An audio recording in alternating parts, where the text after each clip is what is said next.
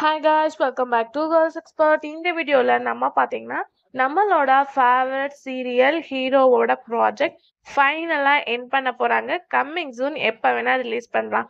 ஸ்பெசிஃபிக்காக இவங்க யார் அப்படின்னு கேட்கும்போது ஜீ தமிழில் ரிலீஸ் பண்ணி வேற லெவல் ஹிட் கொடுத்த நீதானே எந்தன் பொன் வசந்தம் serial hero Jai Akash. So இவங்க பார்க்கும்போது ஒரு மூவி ஆக்டர் சீரியலில் ஃபர்ஸ்ட் டைம் ஆக்ட் பண்ணியே நல்ல ஒரு ரீச் அண்ட் ரெஸ்பான்ஸ் கிடைச்சது. அதுக்கு ஆஃப்டர் அவங்க என்ட்ரிஸ் கொடுத்துருப்பாங்க.